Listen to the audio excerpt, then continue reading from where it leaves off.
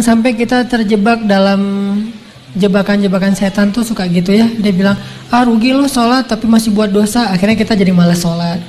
Padahal sholat itu cara kita untuk ninggalin dosa. Inna sholata tanha anil fahsya'i wal munkar. Itu sifat dari sholat itu mencegah kita dari dosa. Udah Ustaz tapi gak tercegah. Lihat minimal ada rasa feeling guilty kan. Itu bukankah itu bagian dari progres spiritual dalam diri kita? Dulu kita kan gak feeling guilty berbuat dosa. Sejak kita mulai sholat, berbuat dosa mulai feeling guilty kan, walaupun gak langsung bisa meninggalkan. Itu udah progres loh. Dan itu udah terbukti bahwa sholat itu benar-benar tanha anil fahsya'i wal munkar. Mulai ngerasa gak enak, mulai ngerasa malu. Dulu gak ada malunya, malah bangga lagi berbuat dosa. Sekarang malu. Bukankah malu itu bagian dari iman? Berarti sholat membangun keimanan kita. Merasa nggak enak sama Allah. Bukankah muraqabah itu bagian dari iman? Merasa dipantau oleh Allah. Mulai merasa setelah itu nyesal. Dulu nggak ada nyesalnya, habis buat dosa biasa aja, malah bangga, malah cerita-cerita. Sekarang malah nyesel. Masih buat dosa sih, tapi setidaknya udah nyesal. Maka terusin sholatnya, perbaiki sholatnya, Allah akan perbaiki diri kita dari dosa. Jadi fokus kita perbaiki sholatnya. Oh mungkin sholat kita masih kurang tepat waktu. Oh mungkin sholat kita masih belum di masjid. Oh mungkin sholat kita belum di shaf pertama. Oh mungkin sholat kita belum banyak tambahin dengan gimmick sunnah-sunnahnya. Oh mungkin sholat kita belum banyak ditutup dengan istighfar setelah sholatnya, doa dan seterusnya. Perbaiki sholat kita, Allah akan perbaiki hidup kita.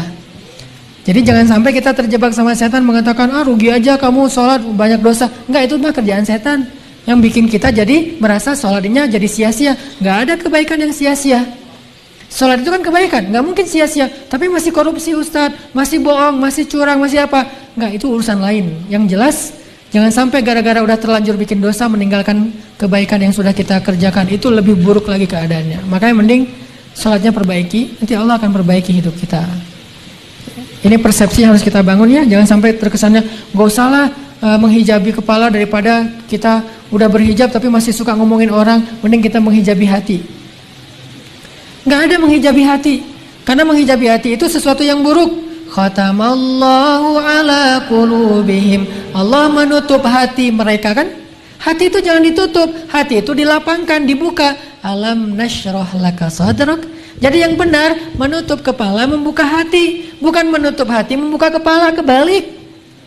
Menutup hati, membuka kepala. Summum bukmun umyun. Bahaya tuh. Khatamallahu ala qulubihim. Bahaya tuh. Kalau menutup hati, tapi kalau menutup kepala membuka hati, memang harusnya kayak gitu. Jadi bukan sebaliknya menutup hati membuka kepala. Ini persepsi umum yang disebut dengan syubhat, pemahaman-pemahaman yang keliru di antara